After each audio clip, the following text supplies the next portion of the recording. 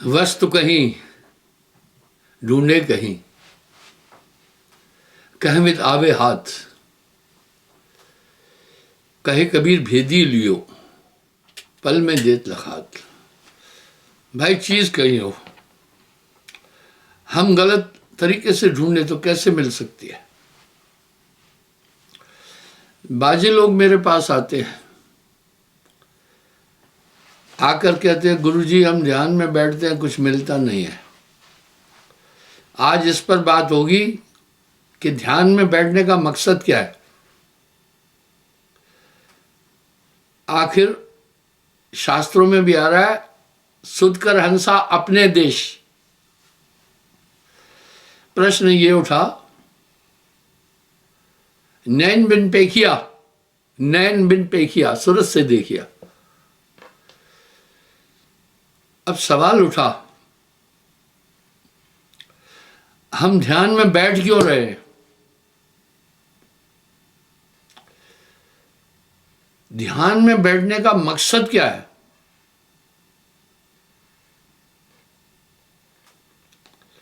लक्ष्य क्या है?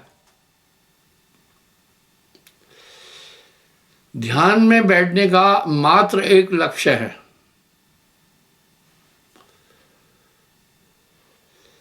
ध्यान में बैठने का और कोई लक्ष्य नहीं है।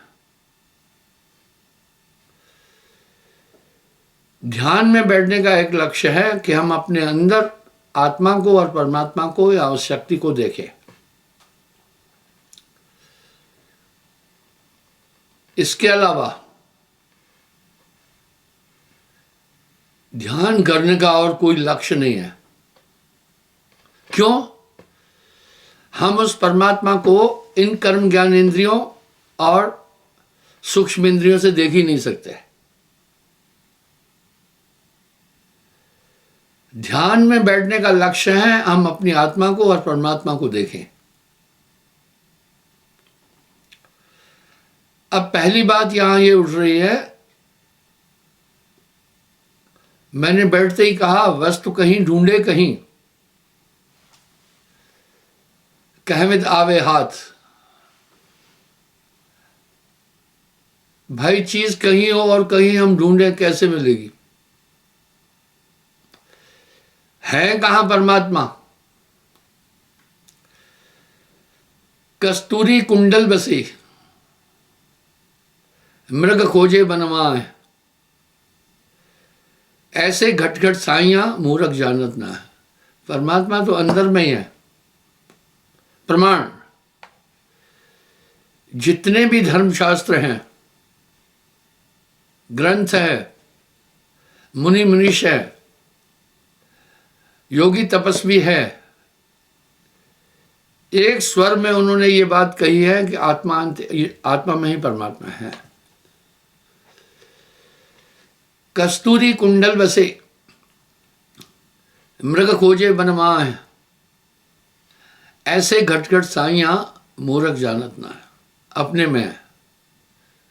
ध्यान में बैठने का क्या मकसद है, आज इस टॉपिक पर ही मैंने बात करनी है। आखिर लक्ष्य क्या है ध्यान में बैठने का?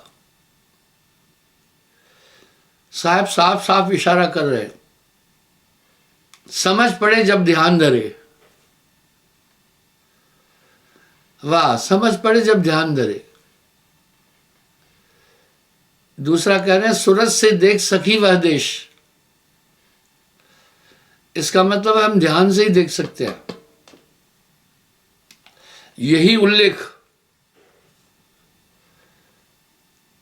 जब अर्जुन ने, वासुदेव कृष्ण ने जब ये कहा कि आत्मा में ही परमात्मा है, सर्वभूतान हृदय, सभी के अंदर।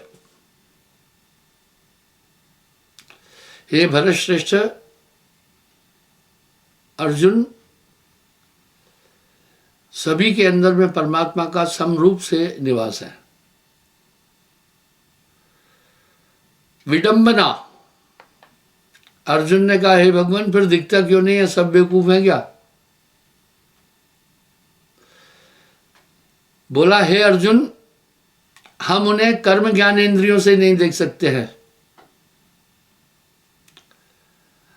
और अंतःकरण की सूक्ष्म चार इंद्रियों से भी नहीं देख सकते।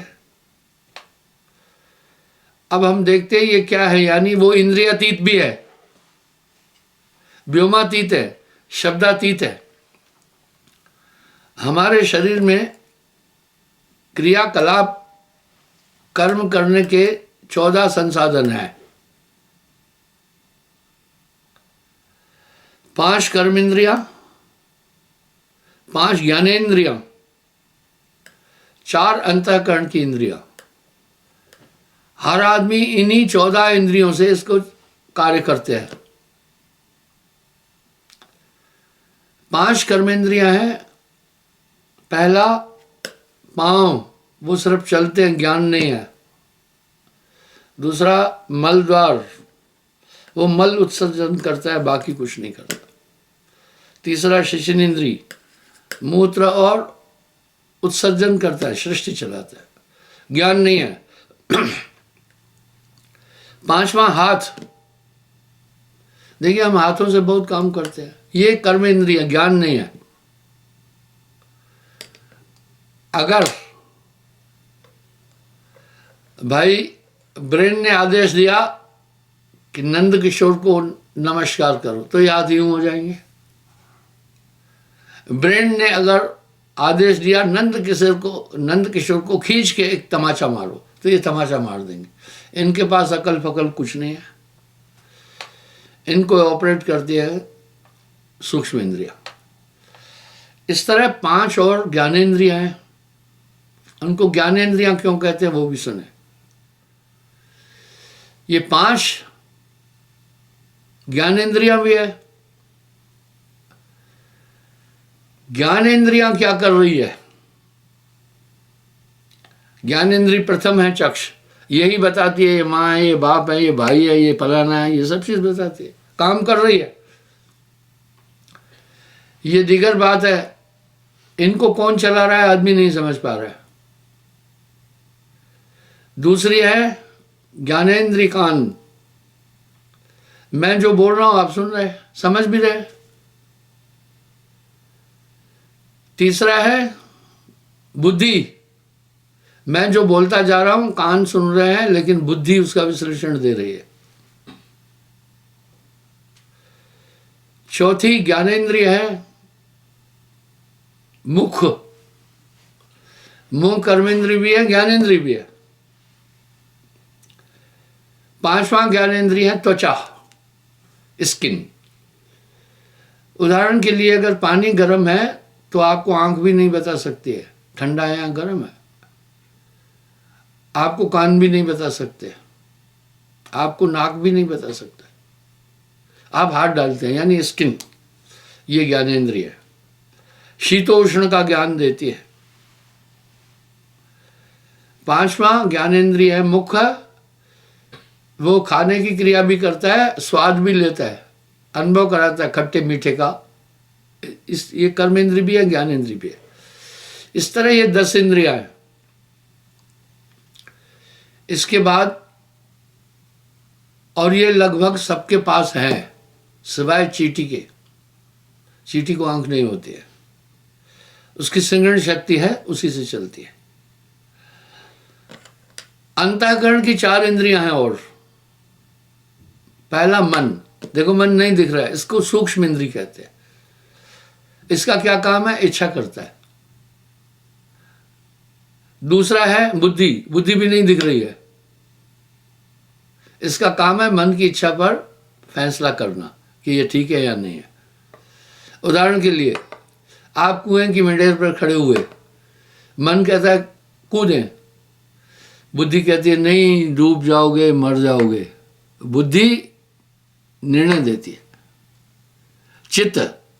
चित्त का बड़ा रोल है।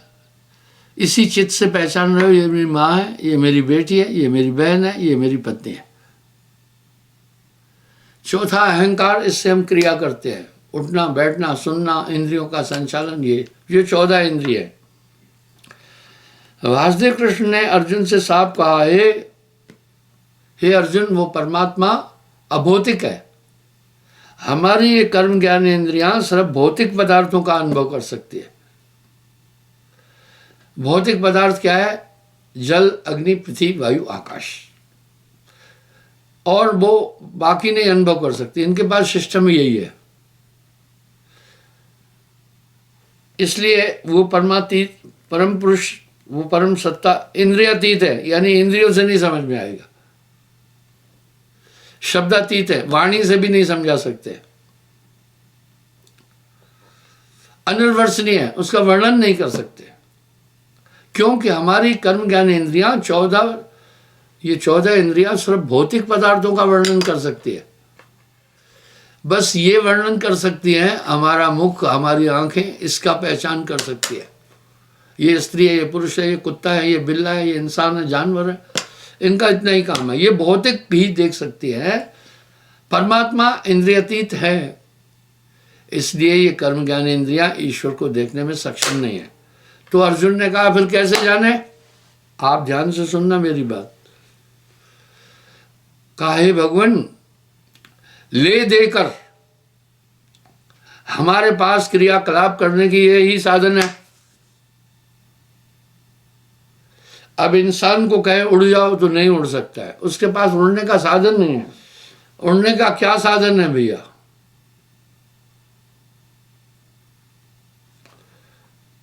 उड़ने का साधन क्या है? चलो नंद किशोरी बताए।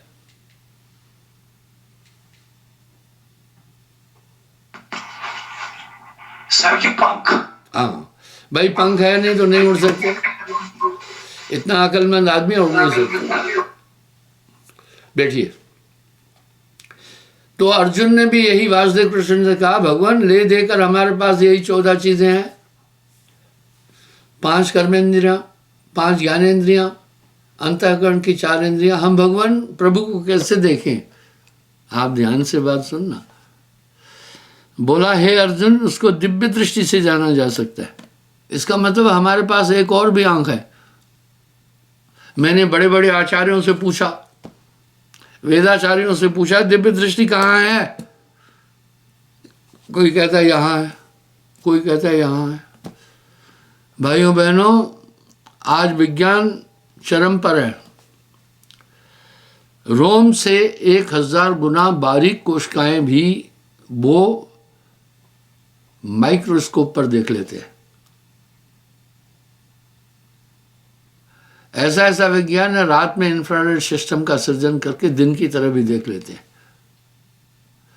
ओस्मा बिन लाडेन को जब अमेरिकी कमांडो मारने गए थे, उन सब ने चश्मा इंफ्रारेड गॉगल पहना था।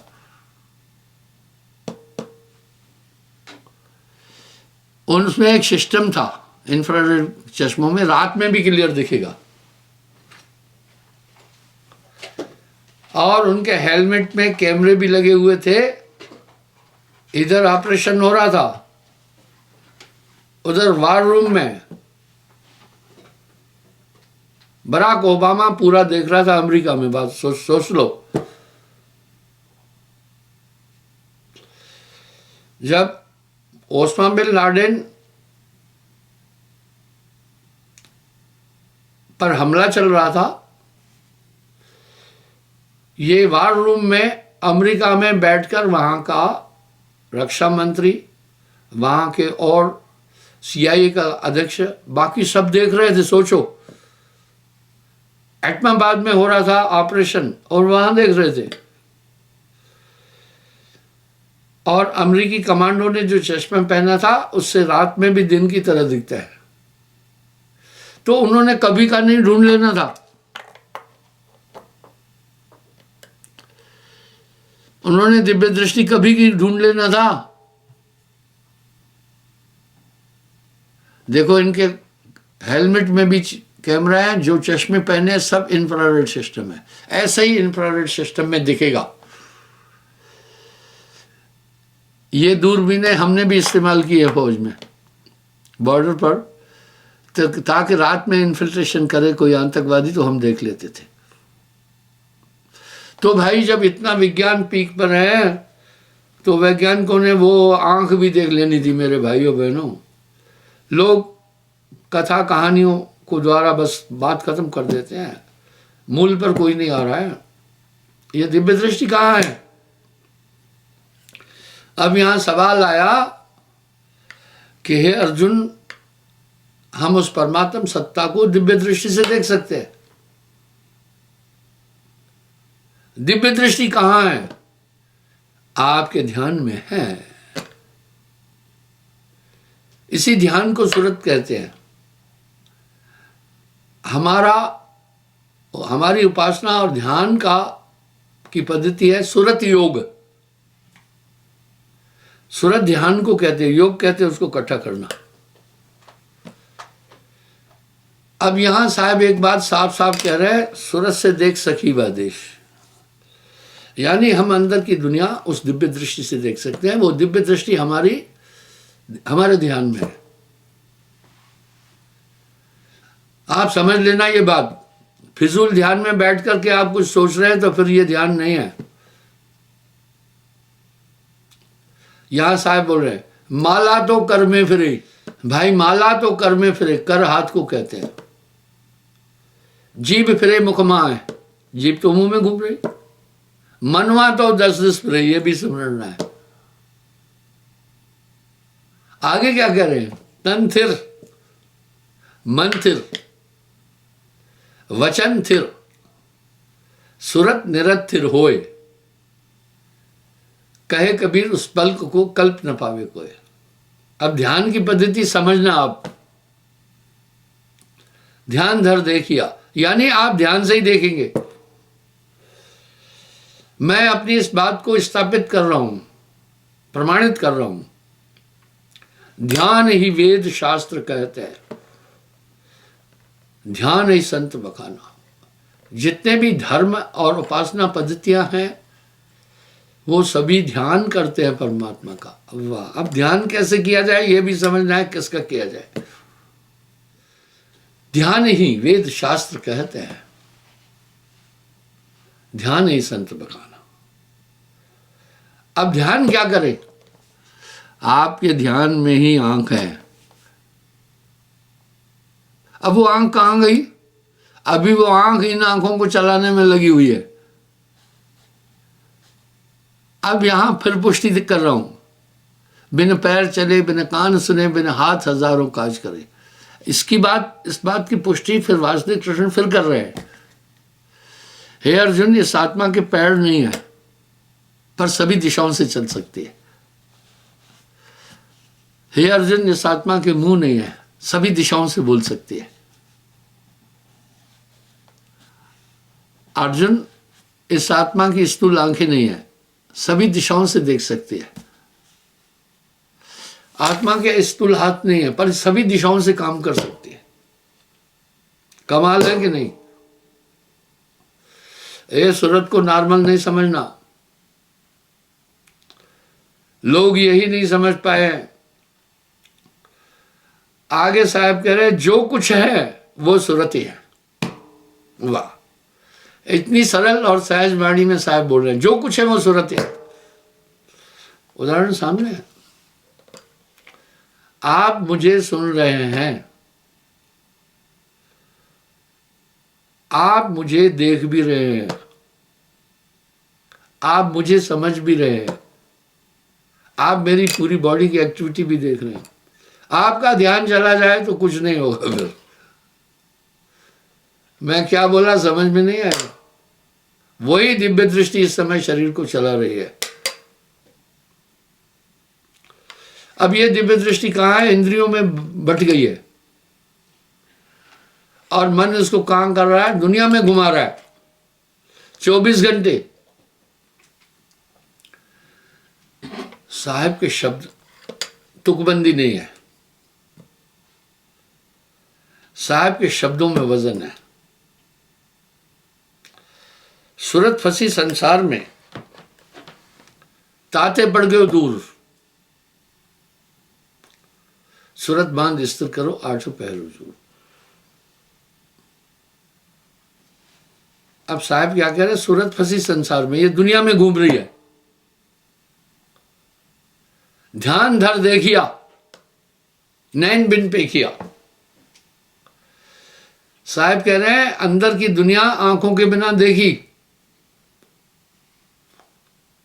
इसी को भाई नानक देव जी महाराज भी बोल रहे हैं, आंखों वाजे पेखना। भाई आंखों के बिना वहां देखना होता है, बिन कन्ने सुनना, कानों के बिना वहां सुना जाता है। हाथे बाजो करना, हाथों के बिना सब काम हो जाते हैं, बिन पैरे चलना। नानक हुकुम पछाण के जीवत मरना। जो इस, तभी साहब ने कहा कबीर का गाया गाएगा, 3 लोक में मार खाएगा। कबीर का गाया बूझेगा तो अंतर्गत को सूझेगा। आप क्या बोलेंगे वो मैं बताता हूं। आप ये व्याख्या देंगे, भाई वहां आंखों के बिना दिखता है, कानों के बिना सुनता है, पैरों के बिना चलते हैं, हाथों के बिना सब काम करते हैं। इतना तो आप कह दो, आगे गाड़ी फंस जाएगी। आगे आगे कहां गाड़ी फंसेगी? नानक हुकुम पछाण के जीवत मरना, यहां गाड़ी फंस जाएगी। चलो मैंने 75% हल तो बता दिया। कह रहे ये तब होगा नानक हुकुम पछाण के जीवत मरना, यानी जब गुरु का आदेश मिलेगा कैसे बैठोगे, क्या चीज है, तभी, और जीते जी मरोगे तभी वो ये होगा। अब यहां जीवत मरना क्या है? जब ये सांसाओं को पलट करके शून्य की तरफ किया, मन बुद्धि चित्त अहंकार सभी इंद्रियों को एकाग्र कर लिया, यानी आपकी आत्मा शरीर से उठ गई। जब तक शरीर में है तो फिर अंतःकरण की 4 इंद्रियां और सब काम करेगी। उठे हो ये भी क्रिया है, बैठे हो ये भी क्रिया है, लेटे हो ये भी क्रिया है, खड़े हो तो भी क्रिया है। जीवत मरना, जब इंसान मर जाता है कोई क्रिया नहीं होती है। इस तरह वो क्या करता है, पूरे कंसंट्रेशन को, सूरत को खींच करके शून्य में कर लेता है, मौत की तरह होता है। पूरी बॉडी उस समय स्टॉप हो जाती है। ऐसी मरनी, ऐसी मरनी, ये भजन है पंजाबी में। और साहब क्या करें, जीवत मरिए भव जल तरिए। वाह, जीवत मरिए का मतलब क्या? ट्रेन के नीचे आ जाएं क्या? फाहा लगा के मर जाएं क्या? हाँ, या जहर खा के मर जाएं? नहीं नहीं, ये जीवत मरना नहीं है। वाह, मरते मरते जगमुआ, मरण न जाना कोय, ऐसी मरनी ना मरा जो बढ़ न मरना है। वो यूं है, जब पूरे एकाग्र होकर के सांसाओं को समेट दिया, इंडा पिंगला लय कर दी, सुषुम्ना के अंदर चला गया, पूरी बॉडी सीज हो जाएगी। अब वो आपका जो ध्यान पूरे शरीर में अभी फैला हुआ था, आपकी दिव्य दृष्टि, वो एकाग्र हो जाएगी, अंदर हो जाएगी। सूरत से देख सकी वह देश। अभी वो सुरती कहाँ है? दुनिया में फैली है। 24 घंटे आप नींद में जाते हैं तभी भी कोई तमाशे देखते रहते हो, कहीं लड़ाइयाँ करते हो नींद में। कुछ लोग हंसते हैं, कुछ रोते हैं, कुछ चिल्लाते हैं, कुछ गाया करते हैं। यानी सोवत जागत धर धर मारे। इस तरह माया ने किसको पकड़ा है? सूरत को पकड़ा है, आपकी सुरती को पकड़ा है। सूरत संभाले काज है तू ना भरम भुलाए, मन सयार मनसा लहर बह कतम न जाए। वाह, जौ लो गणपत जागई नहीं सेंध पावत तस्करा, गाफिल भयो जब नींद में तभी तस्कर संचरा। सेंध कब मारता है पता है? तस्कर लोग घर में सेंध काट करके अंदर घुसते हैं जब आदमी गहरी नींद में होता है। इसलिए संतो जागत नींद न कीजिए, हमेशा सूरत को संभालना, हमेशा। मन सूरत रूपी तुरी घोड़े पर बैठकर दौड़ाता रहता है। तभी साहब कह रहे हैं, सूरत फंसी संसार में ताते पड़ गयो दूर। सूरत फंसी संसार में ताते पड़ गयो दूर। सूरत मान स्थिर करो, आठों पैर हुजूर, कबीरा आठों पैर हुजूर। इसलिए जो आनंद सुमरण में मिलता है, जब तब संयम साधना सब सुमरण के माँ है। कबीर जाने संत जन सुमरण सम कृष्ण है। गोस्वामी जी ने उत्तरकांड में बड़े सुंदर अलंकार से एक बात बोली है। जस, जठर, जठर पेट को कहते। आप भोजन सिर्फ खाओ ना, बाकी का काम जठर खुद करेगा, हजम करेगा, विटामिन निकालेगा, प्रोटीन निकाल देगा किडनी से, और वो लीवर द्वारा फिर वहाँ पहुँचेगा, परिशोधित होकर फेफड़ों में आएगा, फिर फेफड़े उस पर ऑक्सीजन देंगे, ब्लड बन जाएगा, और ब्लड फिर बन करके हार्ट में सर्कुलेट होता रहेगा। ये काम तुम्हें नहीं करना है, ये ऑटोमेटिक होगा। इसलिए जब आप सुमरन करेंगे सब चीजें हो जाएगी, सिर्फ सुमरन करना है। क्या बात है साहब की वाणी की, जब तब संयम साधना, वाह, जब तब संयम साधना सब सुमरन के माँ है। कबीर जाने संत जन सुमरन सम कृष्ण। क्या बोला, इतनी बड़ी चीज है ये सुमरन। नाम जपत कुष्ठी भला, चुह चुह गिरे जो चाम। कंचन केरी दे बिना नाम के काम। नाम जपत दरिद्री भला, टूटी घर की छान। महल स्वर्ण कंचन बने, सब धन धूल समान। बड़ा जो सुमरे नाम, इसलिए सुमरन भूलना नहीं। आप भोजन कभी नहीं भूलते, आप नींद कभी नहीं भूलते। आपने इन चीजों को शरीर के लिए अच्छा माना। आप जानते हैं नींद बिगड़ गई तो मेरा हाजमा भी खराब हो जाएगा, सब चीज खराब होगी। आप सोते हैं, सब सोते हैं, इससे कहीं जरूरी सुमरन है। इन सब चीजों से कहीं बहुत जरूरी सुमरन है।